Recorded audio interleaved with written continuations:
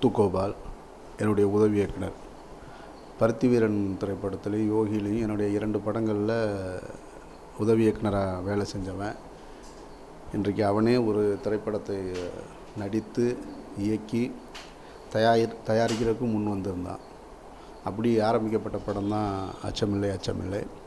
கிட்டத்தட்ட 70-80% படத்தை அவனே முதலீடு செஞ்சு படத்தை எடுத்து முடிச்சுட்டு, அதுக்கு பின்னாடி அதுக்கான ஃபண்ட் இல்லை, அப்புறம் அந்த படத்தில் நானும் நடிக்கணுன்ற ஒரு காட்சியிலே வச்சுட்டு தான் என்கிட்ட வந்து சொன்னான். அந்த 80% படத்தை நான் பார்த்ததுக்கு பின்னாடி தான் ஓகே, இந்த படம் ஒரு சரியான படம், மக்கள்கிட்ட போய் சேருன்றதுன்ற ஒரு நம்பிக்கையில் தான் நானும் என்னுடைய பங்களிப்பை செஞ்சு அந்த படத்தை முழுமையாக முடிக்க வச்சு நானும் அதில் நடித்து இன்றைக்கு அந்த படத்தை திரையிடுவதற்கான தயாராக இருக்கோம். நிச்சயமாக ஒரு பாலுமகேந்திரா சார்கிட்டேருந்து எப்படி பாலாகிட்டேருந்து நான், என்கிட்டேருந்து சசி சரியான ஒரு படைப்பாளிகளாக அந்த சமூகத்தில் அடையாளம் காணப்பட்டோமோ, அதுபோல் இந்த படத்தின் மூலமாக ஒரு சரியான சிந்தனையை மக்களுக்கு சொன்ன ஒரு இயக்குனராக முத்துகோபால் இருப்பான்னு நான் நம்புகிறேன். வணக்கம். அச்சமில்லை அச்சமில்லை இந்த படத்துடைய டைரக்டர் முத்துகோபால். நான் அப்புறம் ஹீரோவாகவும் நடிச்சிருக்கேன். அது இல்லாமல் ஹரிஷ்னு இன்னொருத்தரும் ஹீரோவாக இருக்கார், செகண்ட் ஹீரோவாக பண்ணியிருக்காரு. சாந்தினி தமிழரசன், தருசின்னு ஒரு பொண்ணு. சாந்தினி தமிழரசன் ஆல்ரெடி நிறையா பண்ணிகிட்ருக்காங்க. இவங்க இல்லாமல் அமீர் சாரை இதில் முக்கியமான ஒரு சீனில் நடிக்க வச்சுருக்கேன். இந்த படத்துடைய ப்ரொடியூசர் யாருன்னு சொன்னால் என்னுடைய குருநாதர் டைரக்டர் அமீர் சார் தான் இந்த படத்துடைய ப்ரொடியூசர்.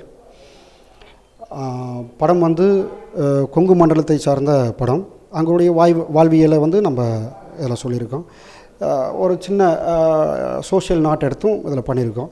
நம்ம கவனம் கண்டுக்காமல் இருக்கிற, அதாவது கவனம் இல்லாமல் ஒரு சின்ன விஷயம் அப்படின்னு நினச்சிக்கிட்டு இருக்கிற ஒரு விஷயம் எந்த அளவுக்கு ஒட்டுமொத்த தமிழ்நாடையே அஃபெக்ட் பண்ணும் அது அப்படிங்கிற ஒரு விஷயத்த சொல்லியிருக்கோம். இந்த படம் எப்படி ஆரம்பித்தது அப்படின்னு சொன்னால், ஃபஸ்ட்டு நானே ப்ரொடியூசர் ஆகணும், அந்த படத்தை நான் ப்ரொடியூசர் ஆகணும்னு ரொம்ப ஆசைப்பட்டு ஆர்வக்குள்ளரில் இறங்கிட்டேன். படத்தை இறங்கி ஒரு ப்ராப்பர்ட்டிலாம் விற்று அந்த காசை போட்டு ஒரு 80% படத்தை முடிச்சிட்டேன். இந்த படம் ஆரம்பிக்கிற முடியும் நான் சார்கிட்ட ஒரே ஒரு ரிக்வஸ்ட், அந்த சீனில் நடிக்கணும் அப்படின்னு ரொம்ப ரிக்வஸ்ட் பண்ணி கேட்டேன். அப்புறம் இன்னொரு திங், இந்த படத்தை நான் தான் ப்ரொடியூஸ் பண்ண போகிறேன் அப்படின்னு சொன்னேன். யோசிச்சார், சரி பண்ணு, சரி அப்படின்னு வாழ்த்து விஷ் பண்ணி அனுப்பினார். அப்புறம் இந்த படம் 80% முடிஞ்சிருச்சு. முடிஞ்ச தருவாயில் எனக்கு கொஞ்சம் பண பிரச்சனைகள் இருந்தது. இன்னொன்று, சார் அந்த சீன் இன்னும் எடுக்கலை, அவர் நடிக்க வேண்டிய போர்ஷன் இன்னும் எடுக்கலை. அதுக்கு நான் 80% உள்ள படத்தை எடிட் பண்ணி சாருக்கு நான் போட்டு காமிச்சேன். எனக்கு கொஞ்சம் நர்வஸாக இருந்தது. போட்டு காமிச்சோம், என்ன சொல்ல போகிறாரு அப்படின்னு ஒரு தயக்கமாக இருந்தது. ஆக்சுவலாக படம் காமிச்சது சார் அடுத்தது அதை நடிக்கணும், அதுக்கு முன்னாடி நான் என்ன பண்ணியிருக்கேன்னு காட்டுறதுக்காக காமிச்சேன். அப்போது படம் பார்த்துட்டு அடுத்த நாள் கால் பண்ணார். வந்தேன் ஆஃபீஸ்க்கு. ஒரு 4 hours பேசினார் அந்த படத்தை பற்றி, என்ன ப்ளஸ், ரொம்ப நல்லா இருக்குன்னாரு. ரொம்ப சந்தோஷம்.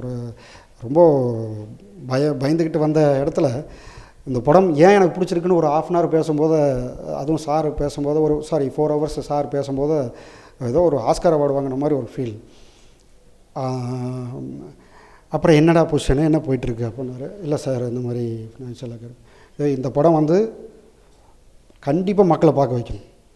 எக்காரணத்தை கொண்டும் இந்த மணி ப்ராப்ளம், காசு பிரச்சனை, பணப்பிரச்சனை எல்லாம் சொல்லி இந்த படம் நிற்கிற மாதிரி ஒரு சூழ்நிலை வந்துடக்கூடாது அப்படின்னாரு. இல்லை சார், அது பண்ணிடுவோம் சார், இங்கே ரெடி பண்ணிடுவோம் சார் அப்படின்னு சொல்லும்போது, இந்த படத்தை நான் பண்ணுறோம் அப்படின்னு சொல்லி அடுத்த ஒரு ஷாக்கு.